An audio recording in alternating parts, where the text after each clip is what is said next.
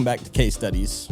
I'm with my friend, Juliana Del Aguila. That's perfect. So we met in Module 1, and then you got married. I did. And so went to different group with Module 2. And the way this program works is you'll kind of come out 3 years in a row. And you come out for 3 weeks a year. And so in Module 2, you weren't out here. And then in Module 3, we're in the same living group. And it's been so fun, one, to learn about your journey and your story. But two, dive into the dynamics of Argentina and like an iconic family business. And being a woman in a world that you're the only female leader in that business, correct? Mm-hmm.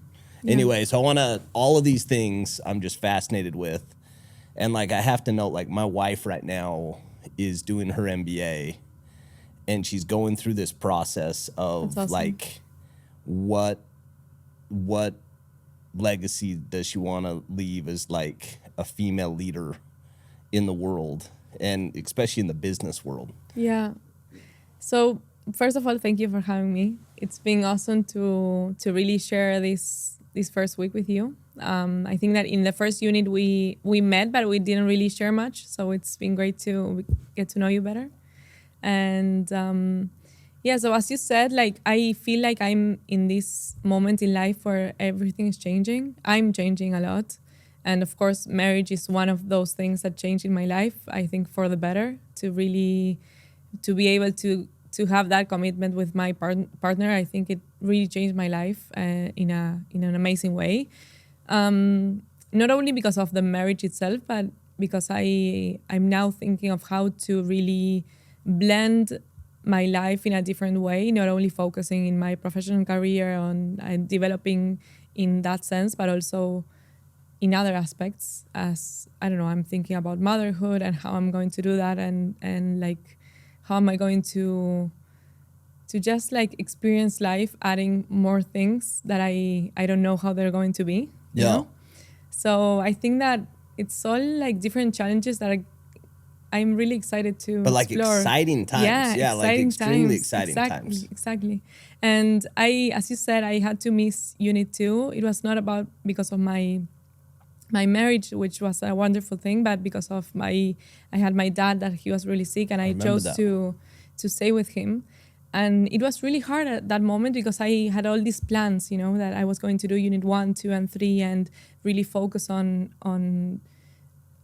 studying and my view for the business, and everything changed from one day to the other. Actually, since I got back from Unit 1, I go back home and I got the diagnosis of my dad. So it was like suddenly everything changed. It was cancer, right? Yeah, and I think that it was of course very sad, but at the same time like something beautiful that happened in the sense that I had a choice, no, to continue with my life as it was, or just like put a stop and focus on what was important.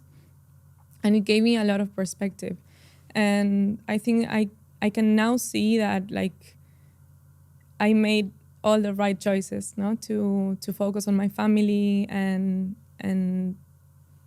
put a step back in my development here in the university, and just like focus on what was important at that moment. How long from the diagnosis to when your dad passed? Like, so what was it was a year. So it was about a year. Yeah, about a year. So that's why I couldn't come. Yeah. Yeah. And you just knew we have limited time. Exactly. Yeah. Yeah, and I think that, I mean, it's life, no? And I think it happens to everyone at some point in life that we encounter this, I don't know if it's problems or these situations that we need to choose, no? What are we going to put focus on? And I think it brings a lot of knowledge, no? To be able to experience life with everything, with life, with death, and to just like get some perspective. I think it's important. Well, so sorry about your dad passing away. Thank you. Like it's something that like Father Time is undefeated for sure, and all of us are at different stages of that. But I haven't had my parents pass yet. But it's age just kind of does it. And I think those windows are so unique because they force the conversation of what really matters. Exactly. And even like faith and all these things that maybe like when you're busy aren't top of mind become top of mind. Yeah, and I have this like I have the feeling that life is really long and that we can do so many things with our life and like everything fits in one life, but at the same time it is very short. So we need to find that balance, no? In between like really living life fully, but also taking time to do whatever is important in that precise moment. So I want to go back to the very beginning. Mm-hmm. So your family has a unique history in Argentina. Yeah. So talk to me about the business and the family business and how it was founded and kind of where it started and what it is today. So the story of my family starts in Armenia. So I'm Argentinian and Armenian, half Armenian. But the Armenian blood really runs in my veins. No? I'm really much connected with Armenia. So I was raised in an Armenian home in Argentina. And it was my great-grandparents that came from Armenia to Argentina escaping from genocide. There was a genocide in the early 1900s, 1915. That's the year that we commemorate the genocide. 1.5 millions of Armenians were killed under the Ottoman Empire. Yeah. So there was, like, the world was flooded by Armenians at that time because they were all escaping from Armenia. Yeah. So actually, it's a funny story because my great-grandfather, he took a boat, he escaped the war, and he took a boat that was going to America. So he thought he was coming here to the U.S., but he ended up in Puerto de Buenos Aires with nothing. Like, he didn't even know where he was, and that's how the story started. And he met my great-grandmother there.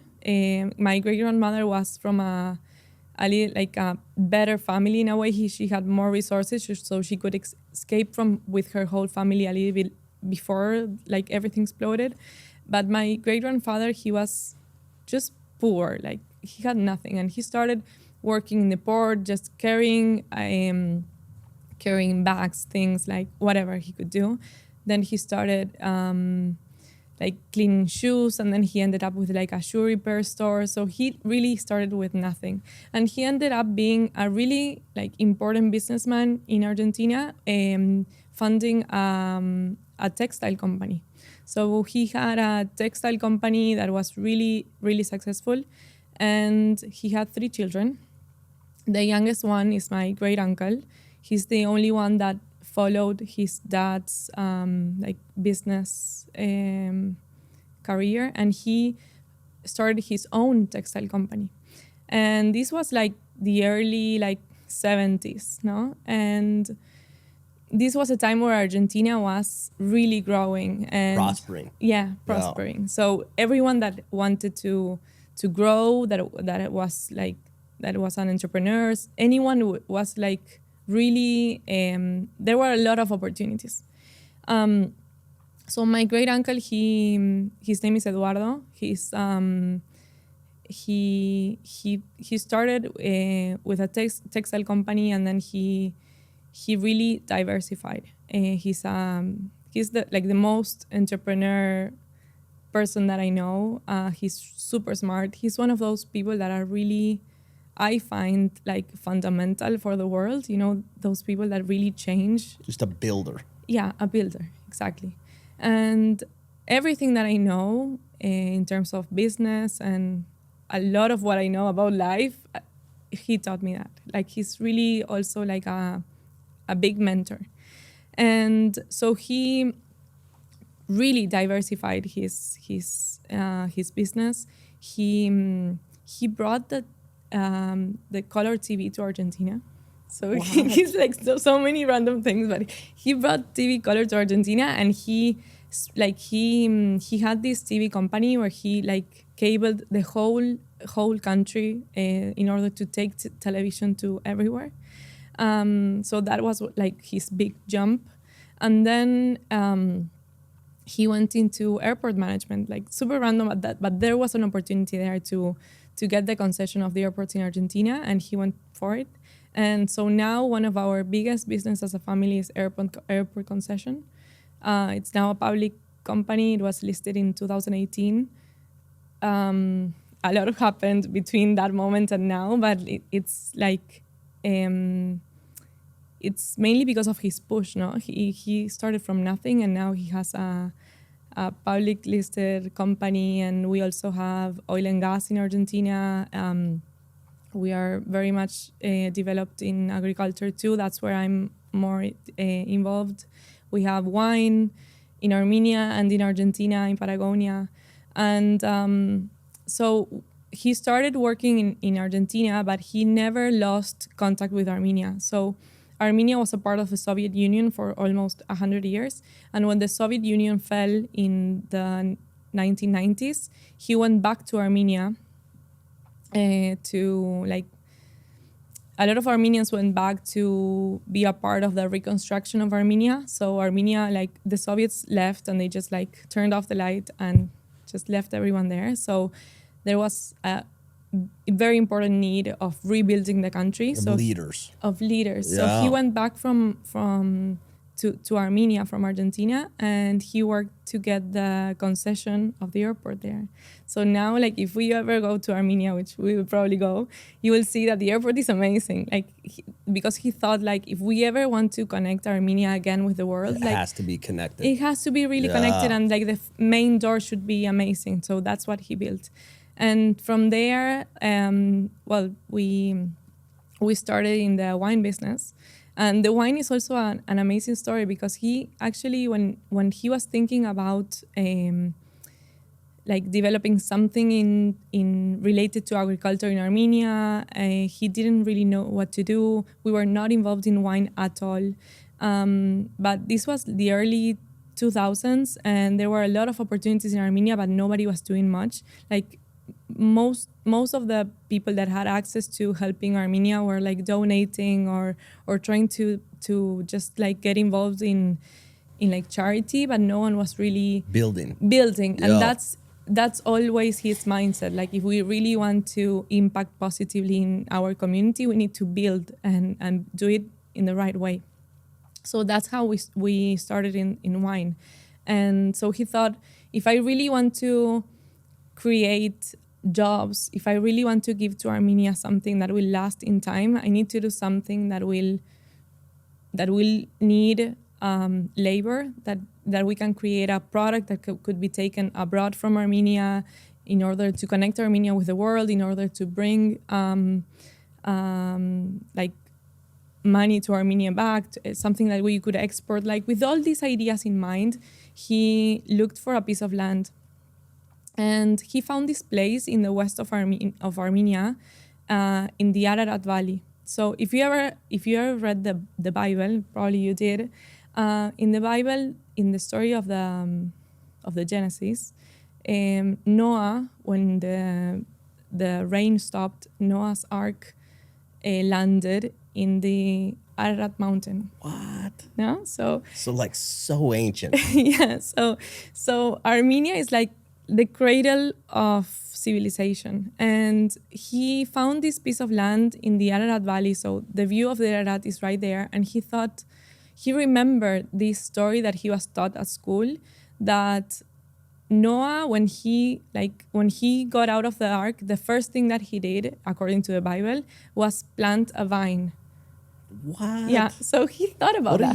Yes. Yeah. So he thought about that, and he said, well, if at that time, like 6,000 years ago, someone like Noah planted a vine, then probably this is a good place for winemaking. So that's how we started. That's insane. Nobody was drinking wine in Armenia. Nobody was making wine in Armenia. Like, during the Soviet times, you know that the Soviet Union, like, they gave different like responsibilities to every country in order to supply the union with whatever. So Armenia was producing cognac, brandy.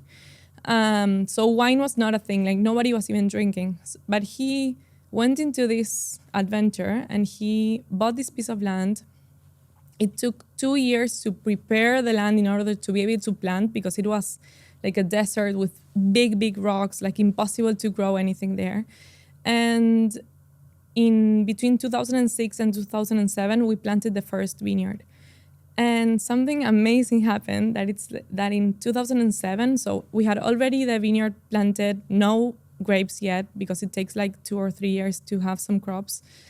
But there was a discovery in Armenia, like 2 hours away from our winery, that it's called the Areni Cave.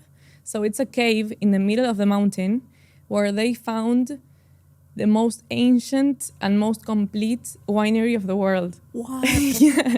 So wine was made in Armenia 6,000 years ago, and it was discovered just when we were already developing our brand and our vineyard. So like these two things matched, and we were the pioneers You of were something like right there. right there. And so the impact that Caras is the name of the winery, and actually Caras is the name of the winery, and the translation for Caras is amphora. So it's like these clay vessels that you use for whatever, carrying stuff or fermenting grape or whatever. That was like, these Carases was what they found in this cave. So like we had the brand, we had the story. That's crazy. Yeah. And so we started making wine, and it was an immediate success. And the beautiful thing about Caras is that it was not only about the wine, but it has such a big impact in Armenia in general. So it changed the whole way that Armenia presents itself. Like, it changed the city, because in the city, like, there were only some places where you could like eat Armenian food, and like, but nothing much very sophisticated. But when wine was introduced, like, it changed the whole scenario, because people started paying attention to where they were going to eat, in which environment. They started to ban smoking inside places so that you could enjoy drinking wine, for example. Very good chefs started to come to Armenia in order to do like wine pairings and stuff. Like, it really changed the whole country in just like 10 years.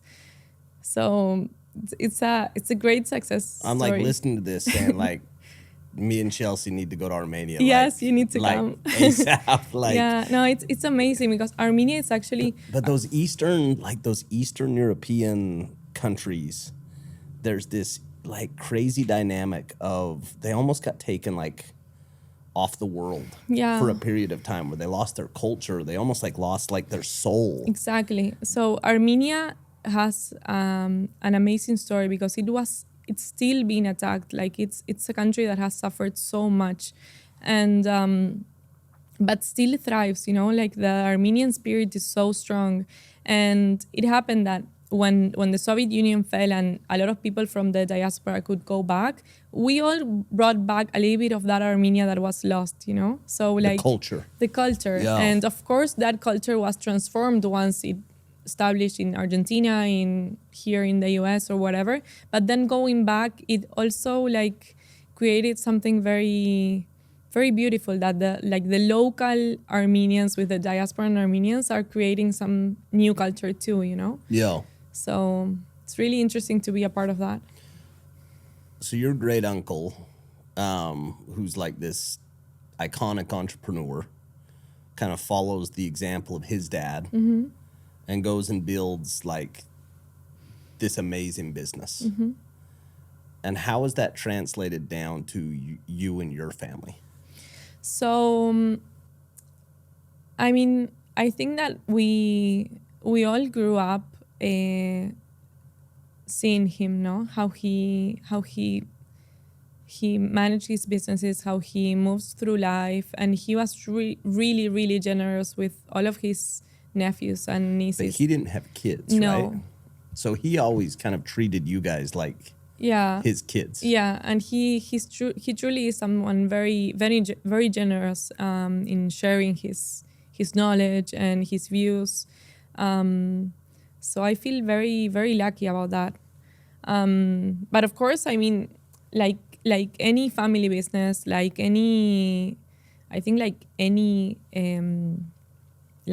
place, it's not for everyone, no? So you need to have certain character, I guess, to enjoy it, to survive. I don't know what's the word, but I think that I learned a lot in this journey, because it's not only about like getting involved, it's also about like truly delivering results. And for me at least, like at first I thought that not having a proper business background, I studied psychology, and I'm a sommelier too, but like I never really studied business like in university or anything like that, just now. And also being a woman in a world that it's fully man dominated, I thought at first that those were all weaknesses. You saw those as like reasons that you were disadvantaged. Exactly.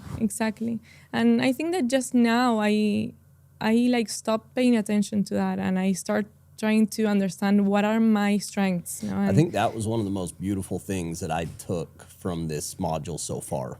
Totally. Was your insight that about me? No, yeah, I remember listening to you and that exact thing of saying these things that I thought were my weaknesses, having like a degree in psychology. Yeah. And being a woman in a male-dominated world are actually my strengths. Yeah. And these are the reasons that I can differentiate myself, and that I can bring different perspective, and that I can be unique. And I just think that's like such a, like, one, beautiful, and two, more productive mindset as you're coming into these problems that aren't going to be easier. How we are like our own enemy, no? Because I always thought that I was not intelligent enough, or not tough enough, or not like, I don't know, that being kind was a weakness, for example. And so I tried different things. I tried being mean, I tried getting really angry when something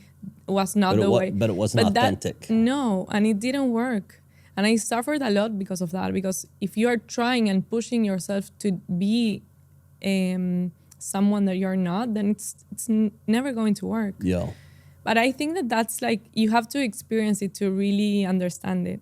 Because like anyone can tell you like you're good enough, whatever, but until you got to earn it. You have to earn it. You have to go through that process and work. And also see results just being you, My wife,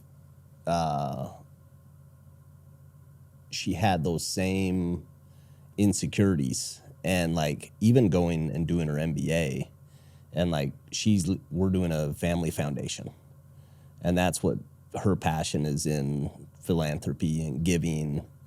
But she's also learning like these other aspects of like, we also invest a lot, and we invest in early stage companies, and we invest in kind of growth equity. And a lot of this stuff was always there, but it wasn't kind of her main priority. Mm-hmm. But now she's seeing it from this different lens, and it's so fun for her to first go through the pain, because you just can't like skip steps. She's going through accounting and finance and coding and all this stuff that is so painful. Like her undergrad was elementary ed, so she just has none of those foundational skill sets.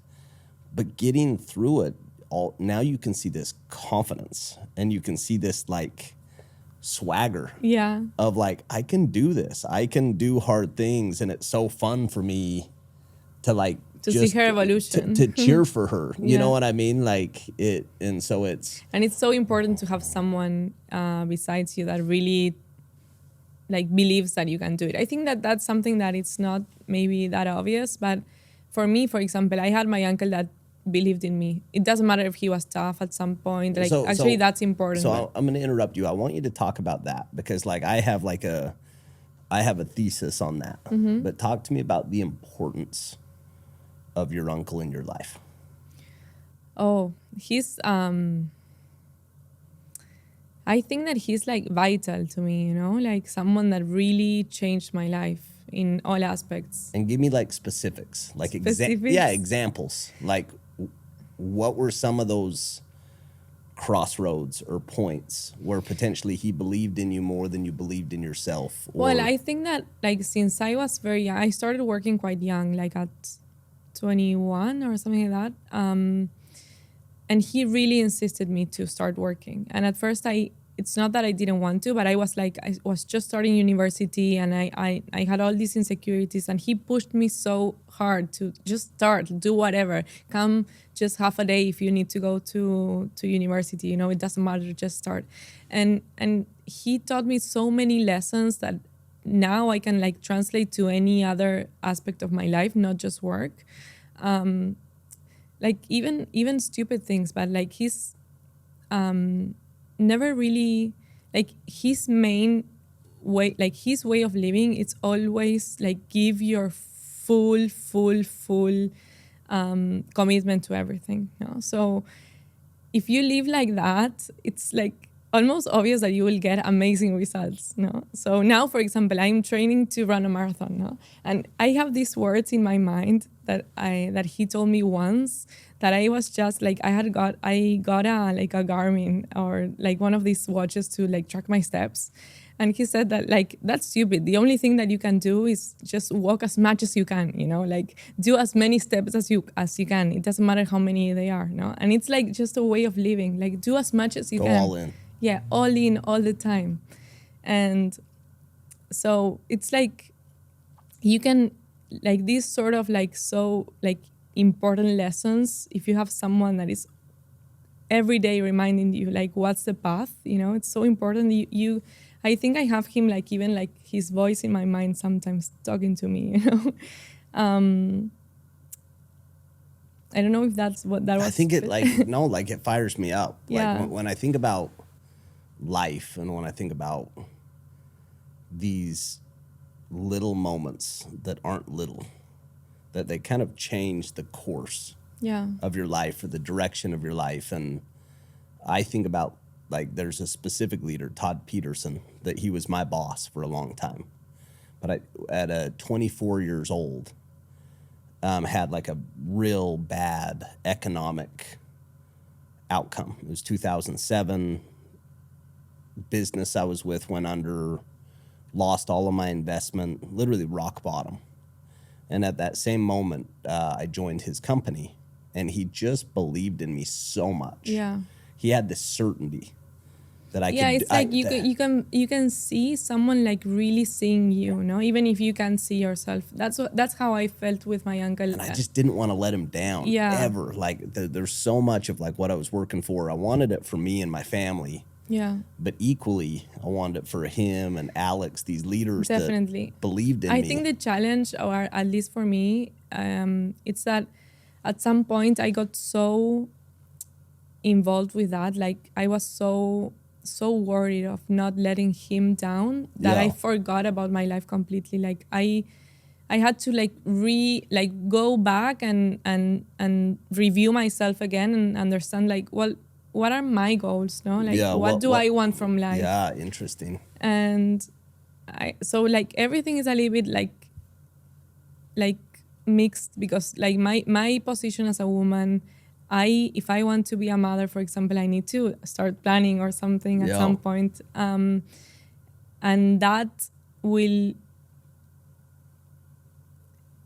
have to, like, I will need to stop at some time, at least for a couple of months, for example, or at least for a year. And that's not easy to understand if you're like always on the go, It's trade-offs. Yeah. Yeah. So that's just something that I this year that I had to just slow down a little bit to be with my dad. I could take my time to also think about that. So I think that's really important. Talk to me about the future.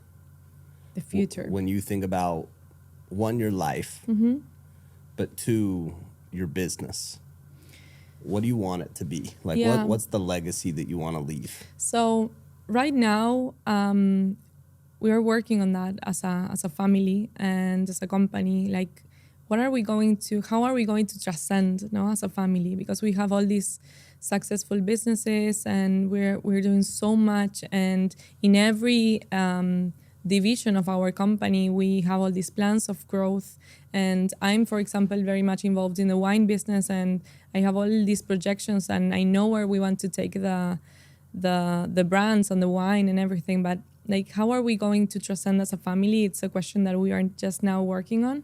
So we are also structuring our foundation, and I'm very much involved in that. And I think that's like to really understand how you want to give back, or how you want to just be a little bit more than just a company, no? Just what we want to share with the world as a family. It's something that we are working on now, and of course, it has to do with the places that we are. In every business that we do, our focus is very much to impact positively in every community. That's very broad, but it's like what really guides our daily work.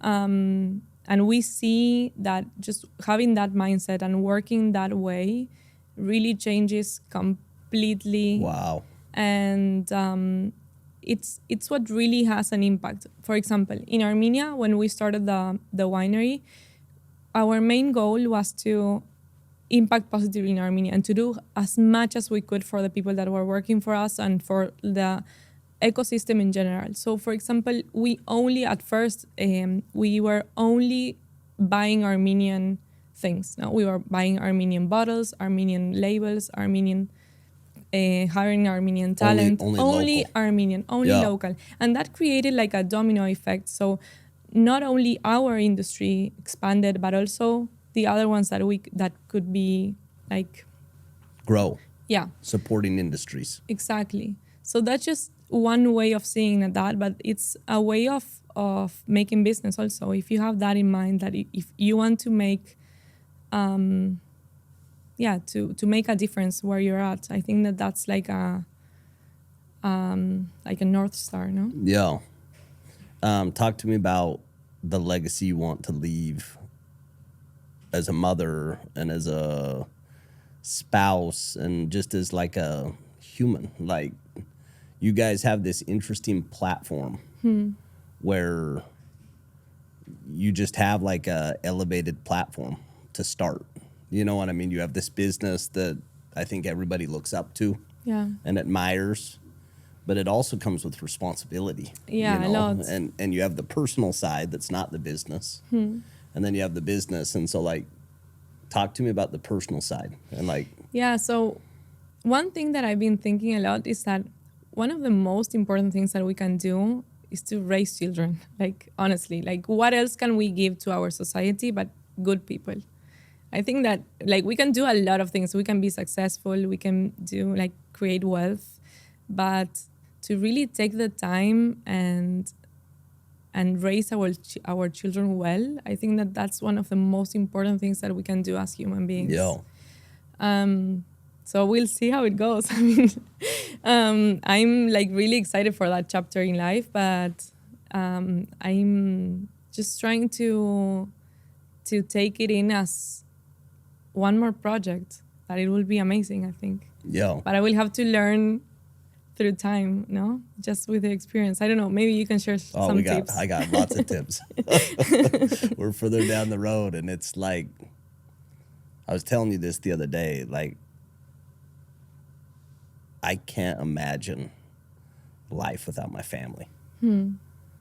Like, if I had everything that I have without my kids, I wouldn't have anything.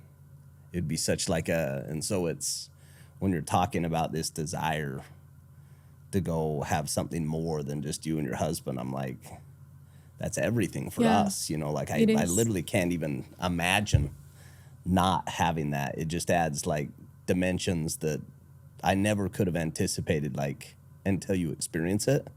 And once you experience it, you can't think of it ever being any other way. It's like it like strengthens my faith in God. It like everything about it. So I'm so excited. So that's going to take me to my next question is, talk to me about faith. So traditionally, Latin America, Argentina, faith is kind of foundational. Yeah, for sure. You know, it's very much like a part of the culture. Talk to me about how it's been like a part of your life. Yeah, so I was raised Christian. So Armenia is the first Christian country in the world. So for Armenia, it's like it's structural, no? Like the church and faith is one of the most important things in society in Armenia. And I truly think that that's one of the main reasons Armenia is still what it is, because church is It's because of that foundation. that foundation really brings everyone together. So I was raised in Argentina, but in an Armenian house, so I'm a Christian. And when I was young, I found in faith a lot of peace and a lot of tools that I could use for my life. I think that I could really use those resources to help me grow in a good way. I don't know, like to be a good person. I think that I went to that resource to help me like go through my teenage years, and I was a missionary at some point. What? Yeah, like for a couple of years when I was in high school. Wow. And I loved it. And I think that was a very powerful experience to share that with my friends at the time, and to just have this like fire in my heart, you know? But then when I grew up a little bit more, I started feeling like the weight of faith, you know, Too heavy. it was too heavy, and I think that it made me guilty all the time. Like I felt guilty if I didn't study enough. I felt guilty if I liked a boy. I don't know. I felt guilty all the time. So I just stepped back a little bit. And now I see, like, especially now that I have it really fresh, now that my dad is not here, but also I lost my little brother when he was 18, like 10 years ago. He had cancer. And that experience really, like, it was like something that really brought me back to faith, but in a different way. And I could connect with something that was way bigger than my life here on earth. And I think that I could understand that it doesn't matter if I was not that, I didn't share that much with church in general, or the rules that church tries you to follow. But the most important thing is that, like, there's so much more than just us, no, in this world. I think that there's something that really connects us with everyone, even the people that are not here now. And now that I lost my dad a couple of months ago, I felt the same way. Like, I could be with him when he left his body, and it was just like the most magical thing, you know, and you can really sense that there's something going on there. Like, it's not just like a body and that it, I don't know, I think that if you're able to have that experience, but also that consciousness that it's not only us, and that we are all together, even though if we are like here now sharing or not here physically, there's like this thread that You really felt it. Yeah. It's and I think that's one of the most powerful things that we can feel, because it really gives you perspective too. Like, what are we doing here? No, it's so interesting to me. Some of the times where I felt it the most are in life. It's in birth of a child. Exactly. It's like the coming into the world and this creation of life, and it's in death. It's the end. And both of those times, you know, it's that miracle of life where you're just like, you know, this is a miracle. And it's that process of death where you're like saying, this can't be the end. It's not. There's no possible way. I have I'm completely sure that that's not it. I'm sure. Probably you are too. No, it's been so fun for me as we've been out in this course, because you see people from such diverse faiths from all over the world, and to hear how they capture that meaning. But we're with some of our friends that are Jan, and it's a kind of an ancient, you know, almost pre-Hindu Buddhism. It's a very ancient faith. But their belief is that you kind of keep coming back and coming back and coming back, and that life is a lesson. Yeah. But that you and if you pay attention, you feel it. Like, you can feel it. Like, you sometimes meet people and you feel like you already know them. You've known them, or like that there's, and I like the longer I think life goes, the more I realize I just don't know anything. Exactly. But That's the best way of living, I think. Strengthen Like with an open eyes and open heart, no? No, it's so beautiful. So to end, what advice would you give like a 18 or a 19 or a 20-year-old Juliana, knowing what you know now, like with 20 years of experience or 18 years of experience, both in the business world, both with your family, with your own journey? Like, what advice would you give yourself if you could kind of... I think two things. One is that I always felt like the weight of the world on my shoulders a little bit too heavy. Like everything was my responsibility. Like my responsibility to change the world, you know? And now it's not that I don't feel like that, but I would tell myself that I shouldn't be that tough with myself, you know? Like you can still go all in and not suffer that much, you know, and not feel like everything is your responsibility because it's not. And then I think that I realized that the only way of living is just being yourself, whatever that is. And I struggled with that for so many years, like just like not knowing how to be, because I didn't know if like my way of being was enough for the world that I was trying to push, you know. And just now I realized that I don't need to do like to make any effort to change anything. I mean, I have to keep on growing and keep on trying to be a better version of myself, whatever that is, but not trying to change myself. So yeah, just be yourself. So what I can tell you is you have a beautiful soul. Thank you. And it just like transcends, like people can feel it. Everybody can feel it. And so it's fun for me to be able to be around you and to hear the story, but I've felt it like from the day that we met, that just you have this goodness and this desire just to like be good, to be a friend and be kind. And I think as you're going and you're describing this like struggle between being authentic to yourself and be the person that you think that role, I think all of us go through that. Yeah. Where we're trying to like play a role or we're trying to be something that we're not, whether it's like in high school or in college, where we're trying to fit in. Yeah. And like there's this, I think for some people it comes earlier and others hopefully it comes for everybody. But I know like as I've got older, I've got more comfortable in my own skin and more comfortable with my own story and just more okay with just being me. And it's amazing how it just changes how I show up. And I can feel that, like, and I don't know if it's recent, but you can feel that like you're comfortable in your own shoes. I can see that too in you. Yeah. So anyway, congratulations for that. No, thank you for coming on. I've loved it. Thank you so much. Thanks for sharing your story and congrats on getting married.